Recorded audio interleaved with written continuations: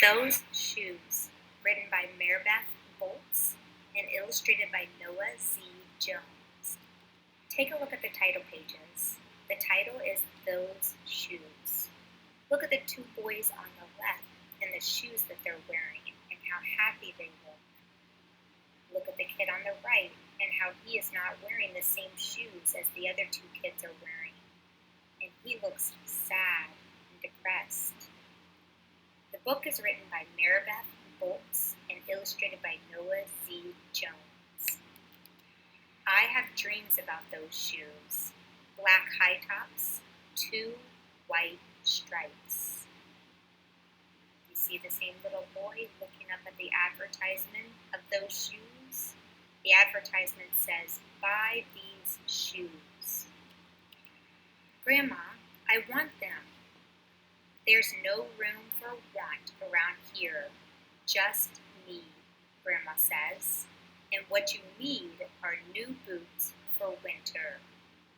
Think about the difference between a want and a need. Brandon T. comes to school in those shoes. He says he's the fastest runner now, not me. I was always the fastest before those shoes came along. Nate comes to school in those shoes. Antonio and I count how many times Nate goes to the bathroom. 7 times in one day, just so we can walk up and down the hall real slow. Next, Alan, Jacoby, and Terrence each get a pair. Take a look at those kids. All of them have those shoes except for that boy in the middle. Then one day, in the middle of kickball, one of my shoes comes apart. Looks like you could use a new pair, Jeremy, Mr. Alfred, the guidance counselor, says. He brings out a box of shoes and other stuff he has for kids who need things. He helps me find the only shoes that are my size. Velcro, like the ones my little cousin Marshall wears. They have an animal on them from a cartoon I don't think any kid ever watched. When I come back to the classroom, Alan Jacoby takes one look at Mr. Alfrey's shoes and laughs, and so do Terrence, Brandon T., and everyone else. The only kid not laughing is Antonio Parker. I feel bad for him right now, and I'm glad that Antonio is not laughing at him. At home, Grandma says, "How kind of Mr. Alfrey." I nod and turn my back. I'm not going to cry about any dumb shoes. But when I'm writing my spelling words later, every word looks like the word shoes. And my grip is so tight on my pencil, I think it might bust.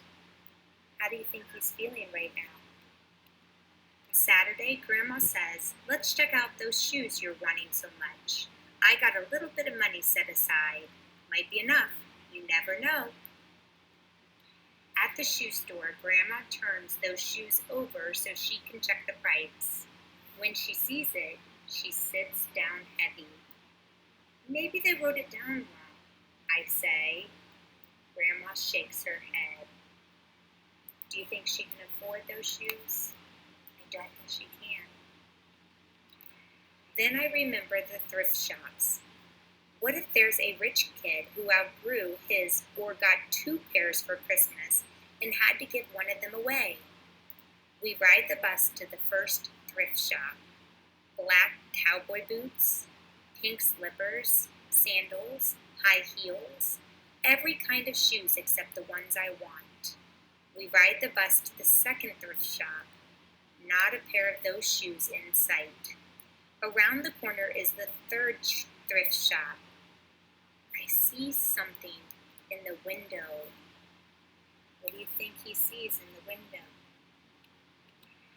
Black shoes with 2 white stripes, high tops, perfect shape, $2.50. Those shoes. Is that what you predicted he saw in the window?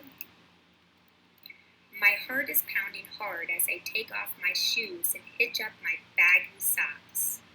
"How exciting," Grandma says. What size are they? I shove my foot into the first shoe, curling my toes to get my heel in. I don't know, but I think they fit. Do you think they really fit him? Grandma kneels on the floor and feels for my toes at the end of the shoe. Oh, Jeremy, she says, I can't spend good money on shoes that don't fit. I pull the other shoe on and try to walk around. They're okay, I say, holding my breath and praying that my toes will fall off right then and there. But my toes don't fall off.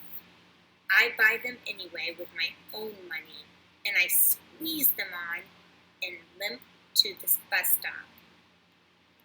At home a few days later, Grandma puts a new pair of snow boots in my closet and doesn't say a word about my two big feet shuffling around in my two small shoes. Sometimes shoes stretch, I say. Grandma gives me a hug. Remember, Grandma had said at the beginning that snow boots was something that he needed, not wanted. I checked every day, but those shoes don't stretch. I have to wear my Mr. Alfre's to school instead. One day during math, I glance at Antonio's shoes. One of them is taped up and his feet look smaller than mine. Remember that Antonio was the kid in class that wasn't laughing at him when he had to wear the shoes that Mr. Alfre had given him. After school, I head to the park to think. Antonio is there, the only kid who didn't laugh at my Mr. Alfre shoes. We shoot baskets. A loose piece of tape on Antonio's shoe smacks the concrete every time he jumps. I think I'm not going to do it. We leap off the swings. I'm not going to do it. I wonder what he's thinking that he's not going to do. We race from one end of the playground to the other. I'm not going to do it, I say. Do what? Antonio says, breathing hard. Grandma calls me for supper and invites Antonio over too. After supper, he spies my shoes. How come you don't wear them? Antonio asks. I shrug. My hands are sweaty. I can feel him wishing those shoes were his. That night, I am awake for a long time thinking about Antonio. When morning comes, I try on my shoes one last time. I wonder why it's going to be his last time he tries on his shoes. Before I can change my mind, the shoes are in my coat.